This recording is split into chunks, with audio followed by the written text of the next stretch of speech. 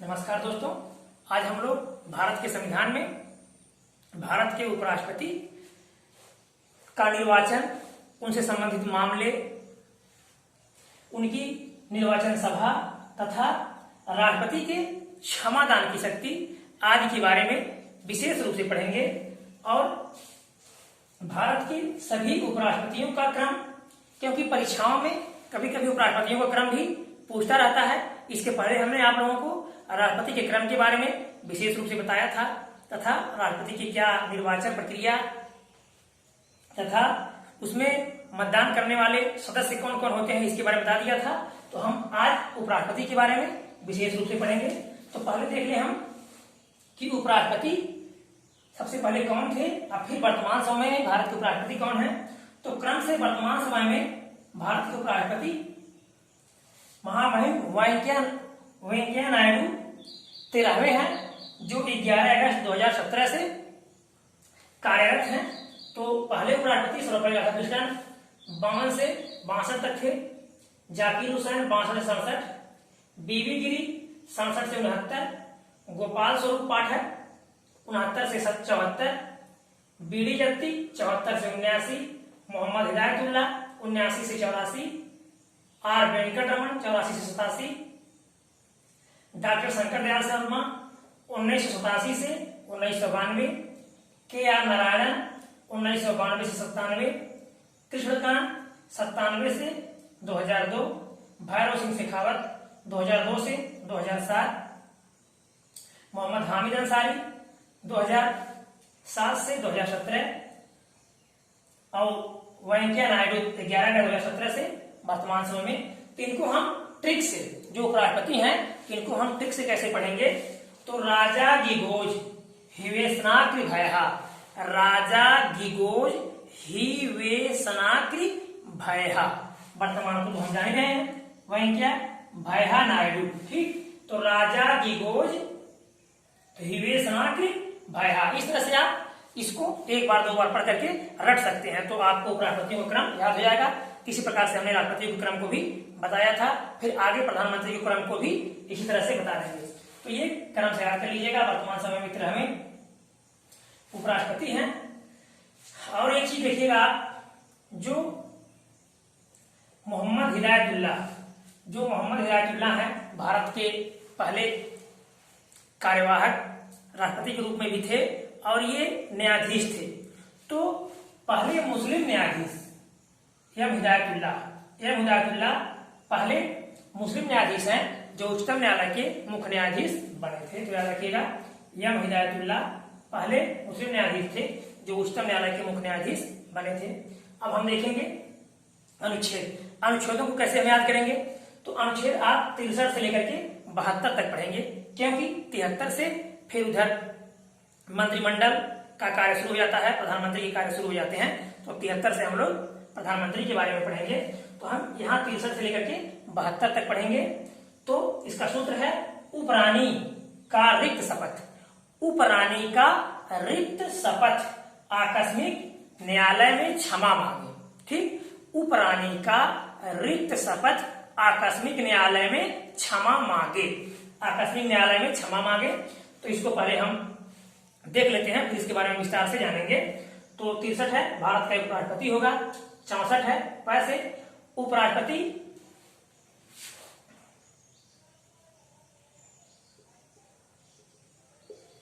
राज्यसभा का पदेन सभापति होगा, उपराष्ट्रपति राज्यसभा का पदेन सभापति होगा।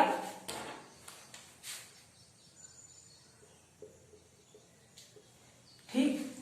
65 है राष्ट्रपति के पद में आकस्मिक रिक्ति या अनुपस्थिति में उपराष्ट्रपति का उसी कृत्यों का निर्वहन करना, अर्थात किसी कारणवश अगर राष्ट्रपति का पद खाली होगा तो कौन उपराष्ट्रपति उसकी कृत्यों का निर्वहन करेगा। फिर नीचे है उपराष्ट्रपति का निर्वाचन, तो 66 में निर्वाचन और 66(3) में योग्यताएं भी दिया गया है। 67 है उपराष्ट्रपति का कार्यकाल, 68 है उपराष्ट्रपति के पद की रिक्ति यथाशीघ्र भरी जाएगी, 69 है शपथ, याद रखिएगा। तो राष्ट्रपति, उपराष्ट्रपति और राज्यपाल इनके शपथ का प्रावधान किसमें, अनुसूची 3 में नहीं है, तो इसका 69 में दिया गया है उपराष्ट्रपति का शपथ इसके पहले हमने शपथ के बारे में राष्ट्रपति में बता दिया था कि किसका किसका शपथ सूची 3 में नहीं है। तो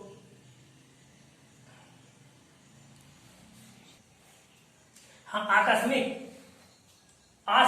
फिर है अन्य आकस्मिकताओं में राष्ट्रपति के कृत्यों का निर्वहन। अन्य आकस्मिकताओं के बारे में बताएंगे आपको विस्तार से क्या प्रक्रिया है।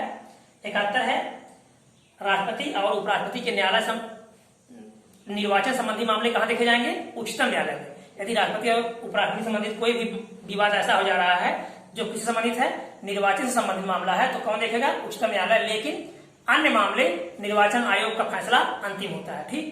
और क्षमा राष्ट्रपति 72 राष्ट्रपति की क्षमादान की शक्ति। तो अनुच्छेद 72 में राष्ट्रपति को 4 प्रकार से क्षमादान की शक्ति दी गई है।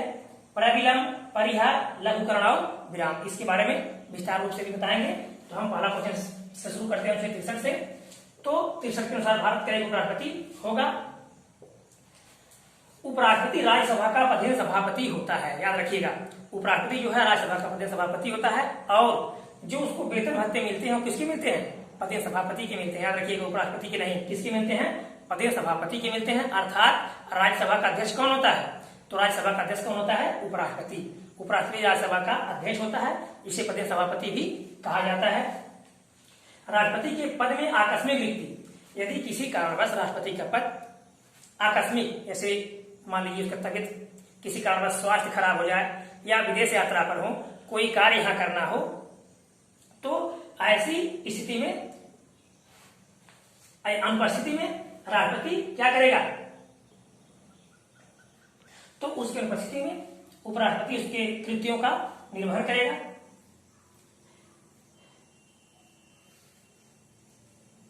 आगे है उपराष्ट्रपति के कार्य। उपराष्ट्रपति पद की रिक्ति शीघ्र भरी जाएगी। उपराष्ट्रपति का शपथ। हाँ, तो रिक्ति हो गया। उपराष्ट्रपति के पद की रिक्ति यथा शीघ्र भरी जाएगी।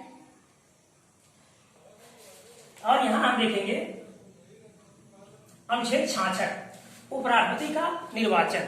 तो राष्ट्रपति के निर्वाचन के बारे में हमने आपको बताया था कि राष्ट्रपति के निर्वाचन में लोकसभा, राज्यसभा के निर्वाचित सदस्य अर्थात दोनों के निर्वाचित सदस्य, सभी विधानसभाओं के निर्वाचित सदस्य तथा दिल्ली और पांडिचेरी के निर्वाचित सदस्य भाग लेते हैं। लेकिन उपराष्ट्रपति के निर्वाचन में केवल लोकसभा और राज्यसभा के सभी सदस्य। याद रखिएगा, कौन? लोकसभा और राज्यसभा।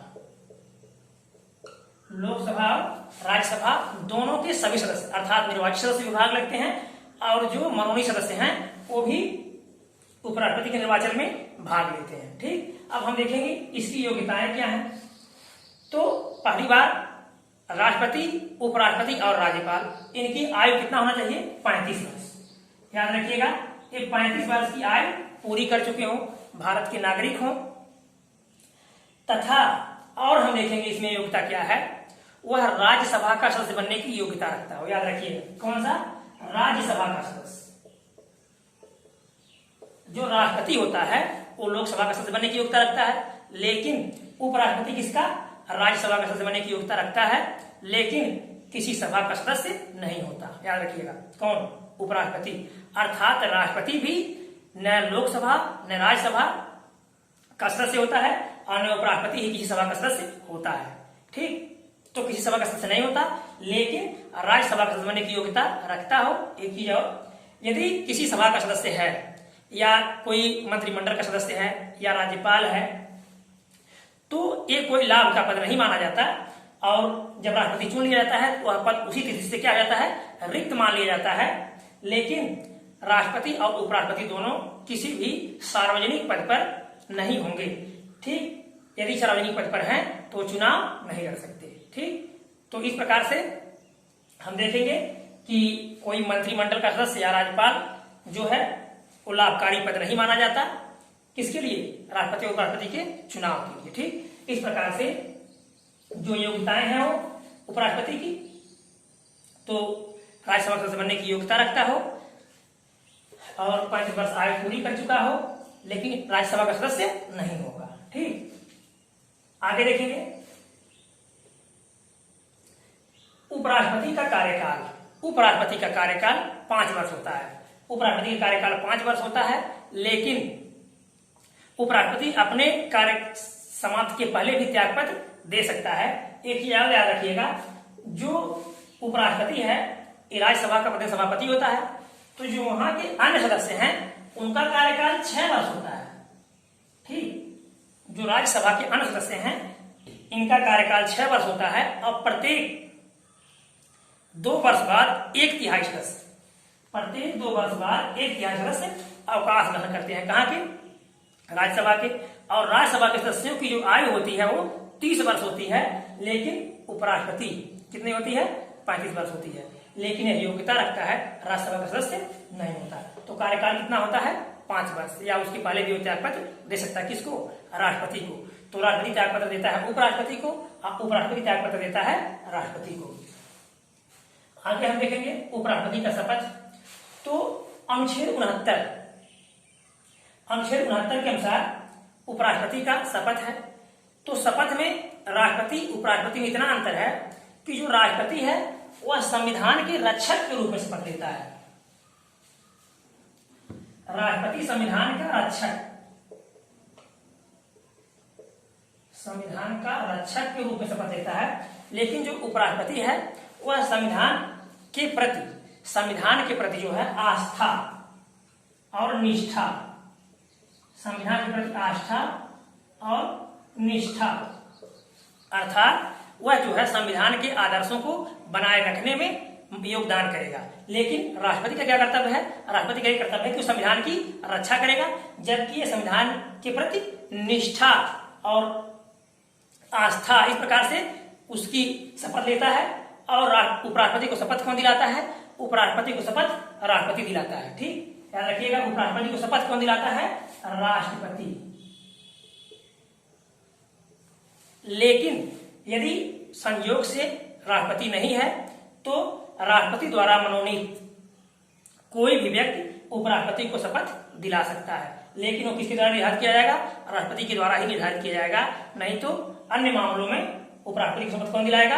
राष्ट्रपति दिलाता है। लेकिन राष्ट्रपति को उच्चतम न्यायालय का मुख्य न्यायाधीश, और मुख्य न्यायाधीश नहीं है तो उच्चतम न्यायालय का वरिष्ठ न्यायाधीश।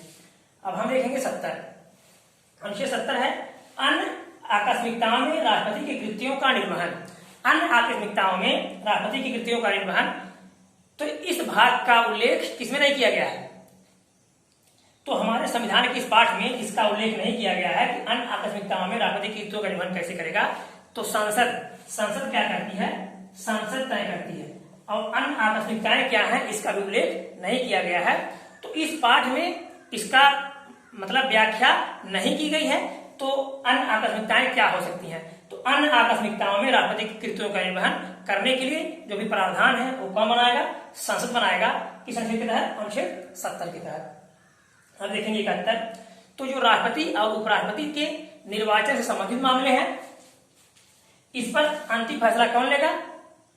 सुप्रीम कोर्ट या उच्चतम न्यायालय लेगा। और उस फैसले को पुनः न्यायालय में चुनौती नहीं दी जा सकती, याद रखिएगा। तो राष्ट्रपति और उपराष्ट्रपति संबंधित मामले कहाँ देखे जाते हैं? जो भी चुनाव संबंधित विवाद है उच्चतम न्यायालय में। लेकिन अन्य मामले जो चुनाव से संबंधित हैं उसको कौन देखेगा? अन्य मामलों को निर्वाचन आयोग, भारत निर्वाचन आयोग देखता है। लेकिन राष्ट्रपति और उपराष्ट्रपति के संबंधित उच्चतम न्यायालय। अब हम देखेंगे क्षमादान की शक्ति। तो राष्ट्रपति की क्षमादान की शक्ति अनुच्छेद 72 में है। इसके तहत 4 प्रकार की राष्ट्रपति को शक्ति दी गई है। और एक ही याद रखिएगा, अनुच्छेद 161 के तहत राज्यपाल को क्षमादान की शक्ति दी गई है। लेकिन दोनों की शक्तियों में अंतर है। राष्ट्रपति और राज्यपाल की शक्तियों में अंतर क्या है? क्षमादान की शक्तियों में जो मृत्युदंड है,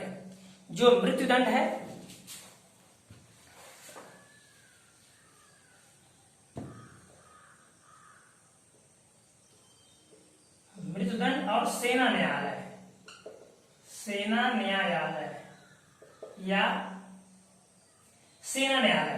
तो मृत्युदंड और सेना न्यायालय 2 मामले, अर्थात मृत्युदंड का मामला सिर्फ राष्ट्रपति मृत्युदंड को माफ कर सकता है, कम कर सकता है या घटा बढ़ा सकता है, तथा सेना न्यायालय इन 2 शक्तियों के बारे में सिर्फ राज्यपाल की शक्ति कम है।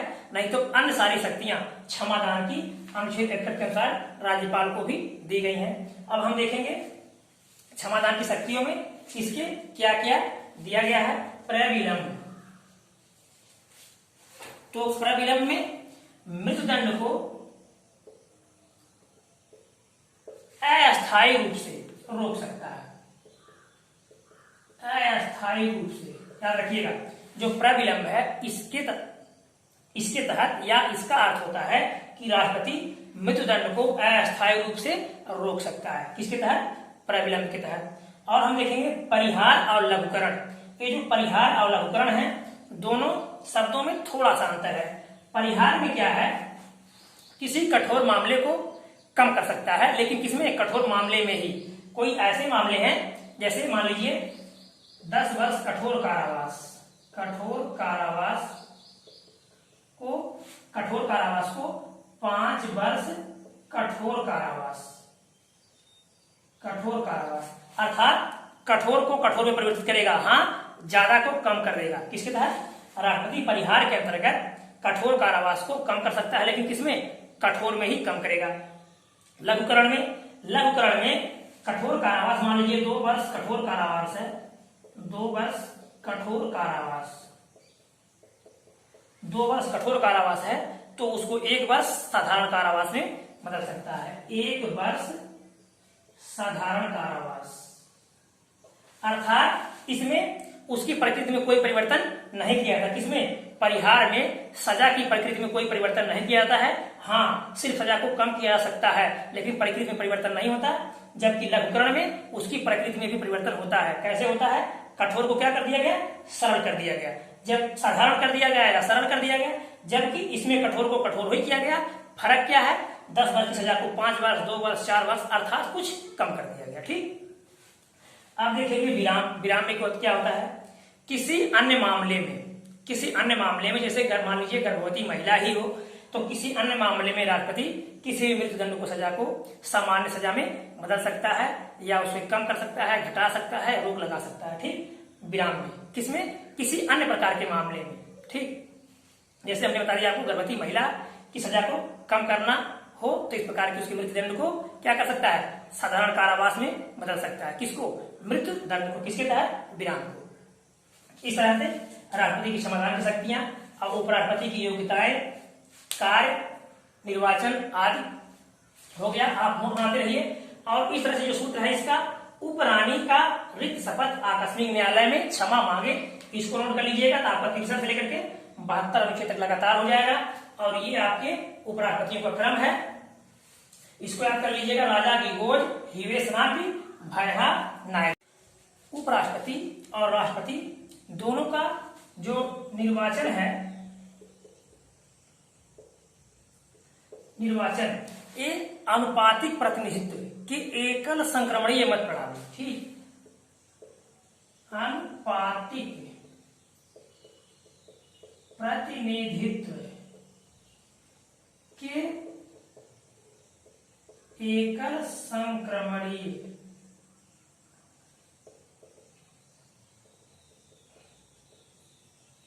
अनुपातिक प्रतिनिधित्व के एकल संक्रमणीय मत प्रणाली के आधार पर किया जाता है। याद रखिएगा, किसका? राष्ट्रपति और उपराष्ट्रपति दोनों का अप्रत्यक्ष रूप से, अप्रत्यक्ष। ठीक, राष्ट्रपति उपराष्ट्रपति दोनों लोगों का चुनाव किस रूप से होता है? अप्रत्यक्ष रूप से। अप्रत्यक्ष क्या होता है? यदि हम मतदान करते हैं तो प्रत्यक्ष होता है, आम जनता मतदान करती है तो प्रत्यक्ष होता है, लेकिन जब आम जनता मतदान नहीं करती तो उसे क्या कहते हैं? अप्रत्यक्ष। इस प्रकार राष्ट्रपति उपराष्ट्रपति दोनों का निर्वाचन कैसे होता है? अप्रत्यक्ष रूप से, एक अनुपातिक प्रतिनिधित्व के एकल संक्रमणीय मत प्रणाली। राष्ट्रपति के बारे में हमने बताया था कि यह प्रक्रिया क्या होती है। ठीक, जितने प्रत्याशी उतने वरीयता क्रम में मत देना होता है। ठीक, तो ये हो गया अनुपातिक प्रतिनिधित्व प्रणाली। और जो मतदान होता है वो गुप्त होता है, याद रखिएगा। राष्ट्रपति और उपराष्ट्रपति दोनों का मतदान गुप्त होता है। ठीक, और बताएंगे आपको जो उपराष्ट्रपति की योग्यताएं हैं, इसमें इसके लिए 20 प्रस्तावक और 20 अनुमोदक, 20 प्रस्तावक और 20 अनुमोदक होने चाहिए। जबकि राष्ट्रपति के लिए 50 प्रस्तावक और 50 अनुमोदक होते हैं। राष्ट्रपति के लिए 50 प्रस्तावक और 50 अनुमोदक होते हैं, जबकि उपराष्ट्रपति के लिए 20 प्रस्तावक और 20 अनुमोदक होना चाहिए, तभी वह उपराष्ट्रपति का चुनाव लड़ सकता है। ठीक, और बताना चाहेंगे उपराष्ट्रपति के लिए कोई भी महाभियोग का प्रस्ताव नहीं है, जबकि अनुच्छेद 61 के तहत राष्ट्रपति के लिए महाभियोग का प्रस्ताव है। हाँ, 14 दिन पूर्व सूचना राष्ट्रपति को हटाने के लिए भी दी जाती है और 14 दिन पूर्व सूचना उपराष्ट्रपति को हटाने के लिए भी दी जाएगी। लेकिन राष्ट्रपति के लिए चाहे लोकसभा या राज्यसभा कहीं भी प्रस्ताव पारित पेश किया जा सकता है और राष्ट्रपति के लिए प्रत्येक द्वारा अलग अलग 2/3 और सभी सदस्यों के बहुमत से पास होना होता है, जबकि उपराष्ट्रपति के लिए केवल साधारण बहुमत केवल साधारण बहुमत, वो अभी राज्यसभा में। तो जो उपराष्ट्रपति है इसका प्रस्ताव कहां, सिर्फ राज्यसभा में, याद रखिएगा, सिर्फ राज्यसभा में पेश किया जाएगा, सिर्फ राज्यसभा में पेश किया जाएगा। और यदि राज्यसभा अपने साधारण बहुमत से उसे पास कर देती है तथा लोकसभा सहमत हो तो उपराष्ट्रपति को अपने पद से त्याग पत्र देना होगा। लेकिन याद रखिएगा, संविधान में उपराष्ट्रपति को हटाने के लिए कोई अस्थायी प्रावधान नहीं है, किसी भी तरह से कभी भी उपराष्ट्रपति को हटाया जा सकता है। ठीक, इसका अगर अब ये आपका हो गया। अगर वीडियो अच्छा लगा होगा तो लाइक कीजिएगा, सब्सक्राइब कीजिएगा, दोस्तों को शेयर कीजिएगा। धन्यवाद।